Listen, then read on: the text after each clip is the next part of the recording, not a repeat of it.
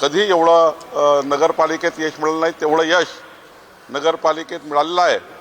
मी मतदारांचे, भारतीय जनता पार्टीच्या सर्व कार्यकर्त्यांचे, नेत्यांचे, मुख्यमंत्री देवेंद्र फडणवीसजी आणि आपले अध्यक्ष रवींद्र चव्हाणजी यांचं मी मनापासून अभिनंदन करतो। आज मला या गोष्टीचा अभिमान आहे की महाराष्ट्रामध्ये महायुती ही प्रचंड ताकदीने, एकनाथ शिंदेजी असतील, अजितदादा असतील, सर्वांनीच या ठिकाणी चांगली आघाडी घेतलेली आहे आणि काँग्रेस, उबाटा आणि शरद पवारजी यांना जनतेने नाकारला आहे। काँग्रेस चौथ्या ठिकाणी गेलेली आहे, उबाठा 5व्या नंबरवर आहे। आता जर आकडे बघितले महाराष्ट्रातले तर एकनाथ शिंदे दुसऱ्या क्रमांकावर आहे। कडवं आव्हान त्यांच्याकडूनच तुम्हाला मिळालं आहे? नाही, कडवं आव्हान नाही आहे। आम्ही चर्चा करूनच लढलो होतो, त्यांनी मित्रपक्ष म्हणूनच लढलो आहे आणि आम्ही काही कडवं आव्हान वगैरे दिलं नाही आहे, त्यांनी आम्हाला दिलं नाही आहे। आम्ही त्यांना मित्रपक्षाने लढावं, कारण छोट्या नगरपालिकेमध्ये युती काही शक्य नव्हती। आम्ही वेगवेगळ्या लढण्याचा निर्णय घेतला आणि त्यातून मग ही सर्वांनाच त्या ठिकाणी चांगलं यश मिळालं आहे। हे काही भाजपाला वगैरे आव्हान नाही किंवा शिवसेनेला आव्हान नाही आहे। आमचं खऱ्या अर्थाने काँग्रेस पार्टी ही आमची परंपरागत विरोधक आहे। काँग्रेस पार्टी ही 5व्या-6व्या नंबरवर चालली आहे। त्यांना आत्मपरीक्षणाची गरज आहे। त्यांना त्या ठिकाणी त्यांचे कार्यकर्ते त्यांना सोडून चालले आहे।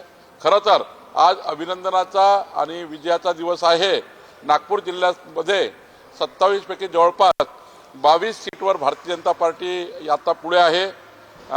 एक आणि काँग्रेसला फक्त एकच आता जागा मिळालेली आहे सध्या मोहप्याची, बाकी काँग्रेस ही कुठंच नाही आहे आणि त्यामुळे मला असं वाटतं की हा मोठा विजय नागपूर जिल्ह्याच्या इतिहासातही भाजपचा होतो आहे। खरं तर मला सर्व मतदारांचं, नागरिकांचं अभिनंदन करायचं आहे। तुम्ही जे बोलले होते की काँग्रेस किंचित होईल निवडणुकीनंतर, तुमचं खरं ठरलेलं आहे की काँग्रेस आता नागपूर जिल्ह्यात तरी किंचित होईल काँग्रेस आणि महानगरपालिकेच्या निवडणुकीमध्ये आणखी किंचित होईल आणि जिल्हा परिषदमध्ये अजून त्या ठिकाणी एवढीशी राहील। त्यामुळे मला असं वाटतं की हा त्यांना आत्मपरीक्षण करण्याचा दिवस आहे। लाडक्या बहिणींनी परत साथ दिली असं म्हणतात? सर्वच घटकांनी साथ दिली आहे। लाडक्या बहिणी, शेतकरी, शेतमजूर, गरीब, ज्यांना आता घराचे आम्ही त्या ठिकाणी 30 लाख घरं आम्ही प्रधानमंत्री योजनेचे देणार आहे। गरीब लोक आहेत, पट्टे वाटपाचे निर्णय आम्ही केलेले आहेत। तुकडेबंदी कायद्याचा निरस्त आम्ही केला, त्यातून 60 लाख लोकांना फायदा होणार आहे। सनद आम्ही काढून टाकली, आता येण्याची प्रक्रिया सुलभ झाली आहे। त्यामुळे लोकांना देवेंद्र फडणवीस सरकारचा फायदा होतो आहे।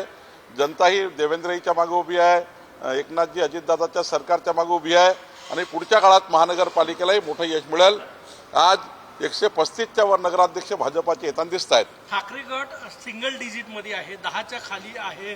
ठाकरे ब्रँड कुठेतरी चालला नाही असं म्हणता येईल इथूनच? नाही, त्यांना लोकांची पसंती नाहीच आहे। खरं तर त्यांना निवडणुकीच्या वेळी सांगितलं होतं की त्यांनी आत्मपरीक्षण करायची गरज आहे। सकाळी उठून जे सकाळी 9 वाजता टीका टिप्पणी करण्यात येतं आमच्या पक्षावर, सरकारवर आणि देवेंद्रजीवर, जनता ही मतदानातूनच त्या ठिकाणी दाखवून देते जनता कोणाच्या मागे उभी आहे। याने किती त्या ठिकाणी देवेंद्रजीला किंवा आमच्या सरकारच्या लोकांना या ठिकाणी टीका करण्याचा प्रयत्न केला, पण जनताही विकासाच्या मागे उभी आहे। विकसित मुंबई, विकसित नागपूर, विकसित नाशिक, पुढच्या काळात तर अजून या ठिकाणी चांगलं यश महानगरपालिकेत मिळेल। विधानसभा निवडणुकीनंतरची ही पहिली निवडणूक होती, ही लिटमस टेस्ट होती तुमची। इथून पुढे विजयाची नांदी अशी पुढचे 5 वर्ष काय मिळेल? हो, राहीलच, कारण आम्ही जसं जसं काम करू जनतेचं तसे मतं वाढत जातील आणि आम्ही जनतेचं काम करण्यासाठी, जनतेच्या कामासाठी तत्पर आहोत। आमचं सरकार रात्रंदिवस काम करत आहे। आम्ही या ठिकाणी विकासाचा संकल्प केला आहे आणि आता ते गडबाजी, तडबाजी हे राहिलं नाही। आता तर जनता विकासाला मतदान करणार आहे आणि त्यामुळे मला असं वाटतं मोठा विजय होईल। कामठीतही भाजप पहिल्यांदापासून चांगली टक्कर देत आहेत, मागे पुढे सुरू आहे। पहिल्यांदा नगर परिषदेमध्ये चांगली मतं दिसत आहेत। कामठीतही भाजप जिंकेल। आता 8वा राऊंड चालू आहे, अजून 11 राऊंड बाकी आहे। त्यामुळे कामठीतही काँग्रेस जिंकेल। कामठी विधानसभेमध्ये 7 पैकी 6 नगराध्यक्ष आता विजयी झाले आहेत। 7वा नगराध्यक्ष कामठीमध्ये होईल। हो, या निकालानंतर विरोधकाकडून अपेक्षित आहे की पुन्हा एकदा ईव्हीएम वर खापर फोडलं जाऊ शकते, काय सांगता? ते आता सांगतील मतदार यादी बोगस होती, काँग्रेस सांगेल ईव्हीएम खराब झाली होती, काँग्रेस सांगेल निवडणुकीत पैशाचा महापूर आला होता। काँग्रेसने 12-13 कारणं शोधून काढले, ते याच्यामध्येच आहे। ते जनतेचा विचारच करत नाही आहे। आपल्या विरुद्ध मतदान का होतं याचा विचार काँग्रेस करत नाही आहे। काँग्रेस पार्टी केवळ वोट चोरी, ते मग पैसे वाटले, ते मग मशीन बंद पडली, असे टोमणे मारून स्वतःच्या पायावर स्वतःची कुऱ्हाड मारते आहे आत्मपरीक्षण केलं तर खरी जनता काँग्रेसपासून दूर गेली आहे. मालकी हक्काचे पट्टे हा जो महसूल विभागाचा एक निर्णय होता तो गेम चेंजर वाटतो की असं लागला की नाही 60 लाख परिवाराला तुकडेबंदी कायद्याचा जो आम्ही निरस्त केला आहे रहिवासी भागात त्याचा फायदा होईल. पट्टे वाटपाचा फायदा होईल. 30 लाख घरं प्रधानमंत्री मोदयांनी जे दिले आहेत महाराष्ट्राला त्याचा फायदा होईल. देवेंद्र फडणवीसचं सरकार रोज जे कॅबिनेटमध्ये निर्णय घेतं वेगवेगळे खाते त्या सर्व खात्याचा फायदा होईल. नगरविकासाचा फायदा होईल. त्यामुळे राज्याच्या जनतेला विकासाची ओढ आहे. नगरपालिका विकसित करायचं असेल तर दोन्ही सरकार केंद्र सरकार राज्य सरकारचा सपोर्ट असल्याशिवाय डबल इंजिन सरकारचा सपोर्ट असल्याशिवाय नागरी विकास होऊ शकत नाही हे जनतेला कळतं आहे.